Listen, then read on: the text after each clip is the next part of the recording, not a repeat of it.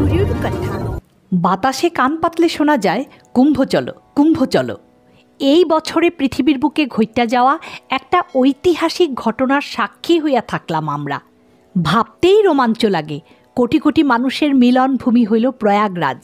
ভারতের প্রাচীনতম এবং সবচেয়ে পবিত্র এই শহরটি কখন কিভাবে প্রয়াগরাজ হইয়া উঠল, এই শহরের ইতিহাস কি বলে, তাই মহাকুম্ভের পুণ্যভূমি, প্রাচীন সংস্কৃতির ধরোহর এই শহরটারে জানা প্রত্যেকের উচিত। বন্ধুরা, বুড়ুর কথায় তোমরা সবাইরে স্বাগত। আজকের পর্বের আলোচ্য বিষয় এই মুহূর্তে সমগ্র বিশ্বের নজর কাড়া শহর প্রয়াগরাজ সম্পর্কে। তার আগে বুড়ুর কথা চ্যানেলটারে সাবস্ক্রাইব করো। হ্যাঁ বন্ধুরা, প্রয়াগরাজ মুগ্ধকর শহর, ঐতিহাসিক নিদর্শন, সাংস্কৃতিক ঐতিহ্য এবং আধ্যাত্মিক তাৎপর্যের ভাণ্ডার। এই শহর ভারতের দ্বিতীয় প্রাচীনতম শহর, যার শিকড় বৈদিক যুগের। গঙ্গা, যমুনা এবং পৌরাণিক নদী সরস্বতীর মিলনস্থল। ঐতিহাসিক শহরটি একসময় কুরু বংশের অংশ ছিল। তখন শহরটিরে কৌশাম্বী বলা হইত।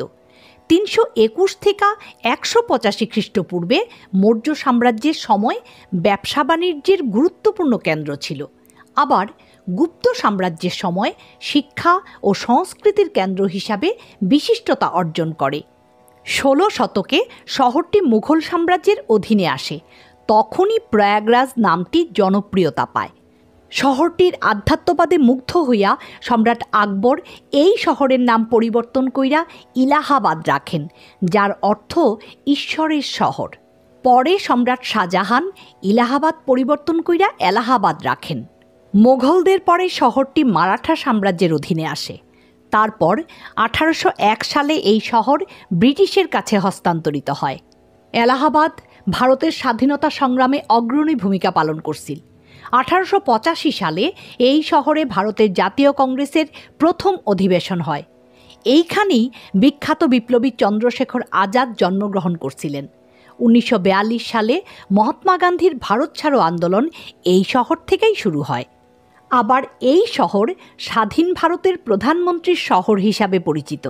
জন্মসূত্রে বা বিশ্ববিদ্যালয়ের ছাত্র হিসাবে বা নির্বাচিত প্রতিনিধি হিসাবে 7 জন প্রধানমন্ত্রী, যেমন জওহরলাল নেহেরু, লাল বাহাদুর শাস্ত্রী, ইন্দিরা গান্ধী, রাজীব গান্ধী, গুলজারিলাল নন্দ, বিশ্বনাথ প্রতাপ সিং, এদের নাম এই শহরের সঙ্গে যুক্ত।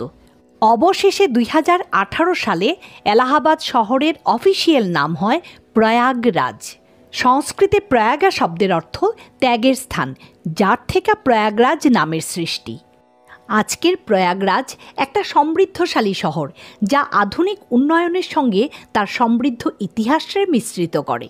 যেখানে হিন্দি ও উর্দু সাহিত্যের মুন্সি প্রেমচাঁদ, হরিবংশ রায় বচ্চন এবং মহাদেবী ভার্মার মতো বিখ্যাত সাহিত্যিকদের বাড়ি। প্রয়াগরাজ সঙ্গীত প্রেমীদের আশ্রয়স্থল। 1926 সালে হিন্দুস্থানি শাস্ত্রীয় সঙ্গীত সাধনার সেরা বিশ্ববিদ্যালয় প্রয়াগ সঙ্গীত সমিতি এইখানে স্থাপিত হয়। আবার এই শহরেই আছে ইন্ডিয়ান ইনস্টিটিউট অফ ইনফরমেশন টেকনোলজির মতো মর্যাদাপূর্ণ শিক্ষা প্রতিষ্ঠান। তাই এই শহরে কুম্ভমেলায় গিয়া আর কি কি ঘুরা দেখা যাইতে পারে, চলো এক ঝলক দেখা নিই। প্রয়াগরাজের দর্শনীয় স্থানগুলির মধ্যে প্রথমেই বলি এলাহাবাদ দুর্গের কথা। দুর্গটি গঙ্গার সঙ্গম স্থলের কাছে যমুনা নদীর তীরে অবস্থিত।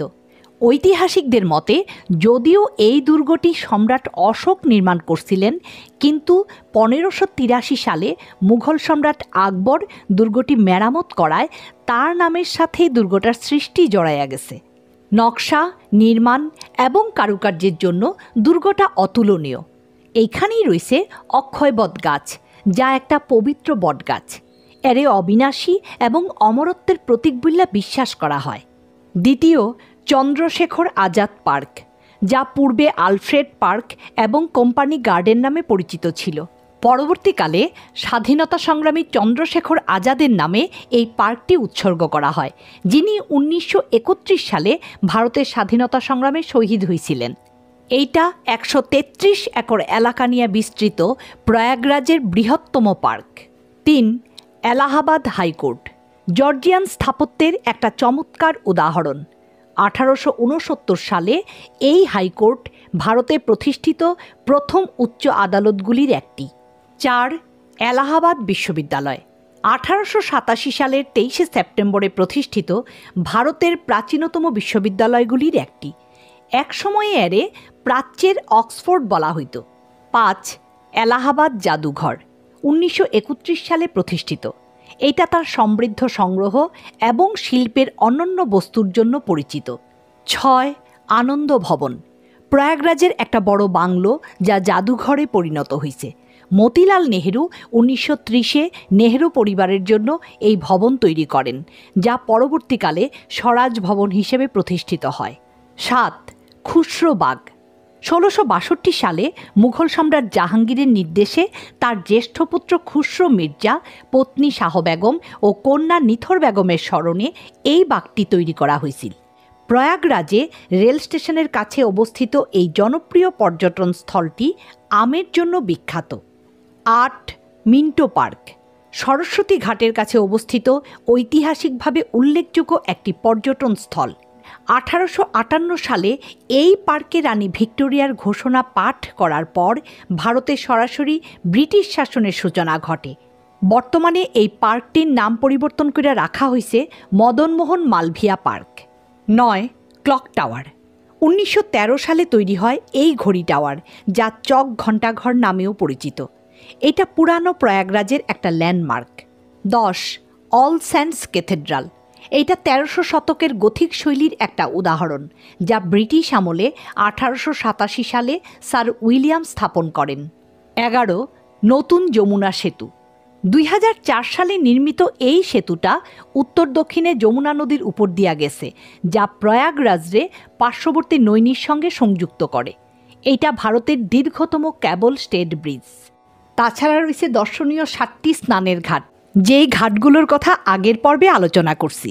প্রয়াগরাজের জনপ্রিয় দর্শনীয় স্থানগুলি মোটামুটি তোমরার কাছে তুইলা ধরলাম, তবে প্রধান আকর্ষণ কিন্তু সেই ত্রিবেণী সঙ্গম, যেখানে কুম্ভ, অর্ধকুম্ভ, মহাকুম্ভ বা মাঘ মেলা বসে। এই স্থানটি প্রাকৃতিক সৌন্দর্যের জ্বলন্ত উদাহরণ। সূর্যোদয় ও সূর্যাস্তের সময় স্থানটি দেখার মতো হয়। বন্ধুরা, আশা করি মহাকুম্ভে গিয়া প্রয়াগরাজের ঐতিহাসিক স্থানগুলিরেও তোমরা ভিজিট করবা। বুড়ুর কথা আজকের মতো এইখানেই শেষ করতাছি।